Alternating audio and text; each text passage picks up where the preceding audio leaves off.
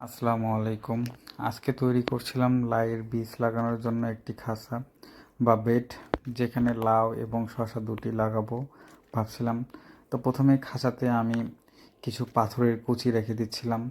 কুচি দেওয়ার কারণ হলো যে এখানে পানি যেন ছাঁকনির মতো বের হয়ে যেতে পারে। এরপরে দিচ্ছিলাম মাটি। এই মাটিগুলো মূলত বিভিন্ন ধরনের গাছের পাতা পচে যাওয়ার পরে এই মাটি তৈরি হয়েছে।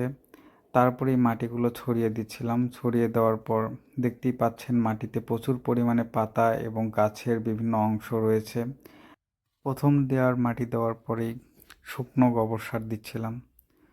তো শুকনো গোবর সার দেখতেই পাচ্ছেন এখানে ঝুড়ো ঝুড়ো গোবর সার রয়েছে। তো একটা কথা বলা হয়নি, মাঝখানে আমি একটি বোতল কেটে দিয়েছিলাম। এটার কী জন্য দিয়েছিলাম এটাও পরে ইনশাল্লাহ বলবো, আপনাদের ভিডিওতে দেখবেন। তো এখানে গোবর সারের মধ্যে দেখতে পাচ্ছেন বিভিন্ন ধরনের প্লাস্টিক দ্রব্য ছিল, ওগুলো বেছে সরিয়ে নিয়েছিলাম।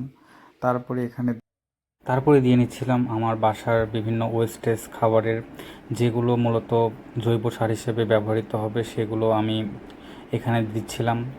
সেটার মধ্যে উল্লেখযোগ্য ছিল পেঁয়াজের খোসা, আলুর খোসা এবং বিভিন্ন ধরনের শাক সবজির অবশিষ্ট অংশ।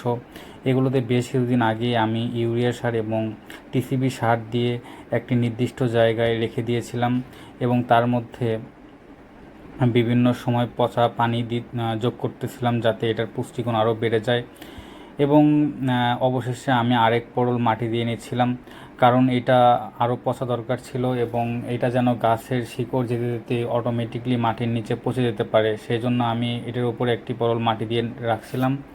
এরপর দিয়েছিলাম শুকনা গোবর, যেটি আমি বেশ কিছুদিন আগে নিয়ে এসেছিলাম এবং নিয়ে এসে রোদে শুকিয়ে একটি জায়গায় রেখেছিলাম। এগুলো পরিপূর্ণভাবে শুকিয়ে গিয়েছিল সেই সমস্ত গোবর, এবং এটির সাথে বালু মিশ্রিত রয়েছে। তো এই দুইটি মিশ্রিত অংশ আমি মূলত দিয়ে নিচ্ছিলাম উপরে। দেওয়ার পর আরেক পরল মাটি দিয়ে তো আমি এক সাইডে মূলত আমার যে লায়ের গাছ ছিল সেই লায়ের গাছ লাগিয়েছিলাম। এখানে মূলত এক সাইডে 4টি লায়ের গাছ লাগিয়েছিলাম, 2টি মূলত আমার কিনা লায়ের গাছ ছিল আর 2টি বিচির লায়ের গাছ ছিল।